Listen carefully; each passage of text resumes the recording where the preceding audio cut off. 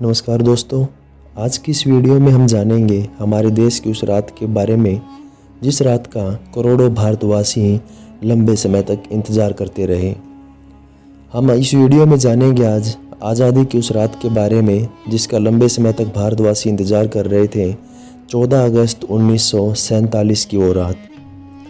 14 अगस्त को दिल्ली में शाम से ही हल्की बारिश हो रही थी और लगभग रात के 9 बजे तक रायसीना हिल्स पर करीब 4 से 5 लाख लोगों की भीड़ जुट गई।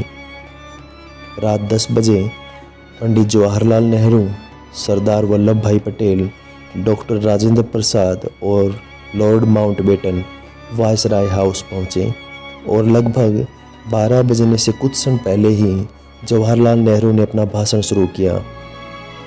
लगभग 190 वर्षों के अंग्रेजी हुकूमत के बाद हमारा देश आज़ाद होने जा रहा था, पर इसके साथ ही एक गम भी था क्योंकि हिंदुस्तान अब 2 टुकड़ों में बंट चुका था। करीब 8 करोड़ लोग एक ही रात में पराये बन चुके थे। 15 अगस्त के बहुत पूर्व ही ब्रिटिश हुकूमत का अंत शुरू हो गया था। महात्मा गांधी के आंदोलन और वहीं दूसरी ओर सुभाष चंद्र बोस की फौज ने अंग्रेज़ों के छक्के छुड़ा रखे थे। इसके साथ ही द्वितीय विश्व युद्ध के बाद ब्रिटिश सरकार की पकड़ ढीली हो चुकी थी। अब उसमें इतनी ताकत नहीं बची थी कि हिंदुस्तान पर वह पकड़ बनाए रखे।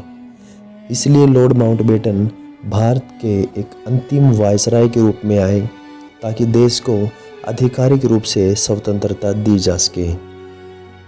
3 जून 1948 को देश स्वतंत्र करने का निर्णय लिया गया था ब्रिटिश अधिकारियों के द्वारा, परंतु मोहम्मद अली जिन्ना, जिन्होंने पाकिस्तान नामक अलग मुल्क की मांग की और इस अलग मुल्क की मांग से देश में कई जगह पर सांप्रदायिक हिंसा भड़क चुकी थी। इसलिए अंग्रेज चाहते थे कि देश को जल्द से जल्द स्वतंत्र घोषित किया जाए, क्योंकि वे भी चाहते थे कि भारत के 2 टुकड़े हों और भारत 2 टुकड़ों के रूप में ही आज़ाद हो। 15 अगस्त का दिन ही क्यों चुना गया? 15 अगस्त का दिन ही स्वतंत्रता के लिए इसलिए चुना गया क्योंकि हमारी तरह ही अंग्रेज भी शुभ अशुभ को बहुत मानते हैं। 15 अगस्त का दिन इसलिए चुना गया क्योंकि लॉर्ड माउंटबेटन इस दिन को बहुत ही शुभ मानता था, क्योंकि 15 अगस्त 1945 को ही जापान ने शरणागति स्वीकार की थी और 2 सितंबर को उन्होंने आधिकारिक रूप से हस्ताक्षर किए थे। फिर बात आती है कि रात 12 बजे का ही समय क्यों चुना गया, क्योंकि हमारे भारतीय ज्योतिषियों के अनुसार 12 बजे का वक्त ही देश की आज़ादी के लिए शुभ था।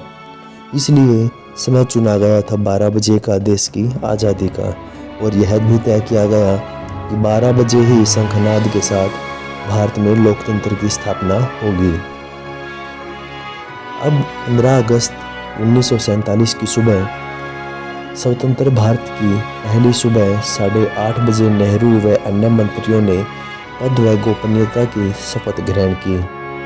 लोग भी देखना चाहते थे कि आज़ाद भारत के तिरंगे को लहराते हुए।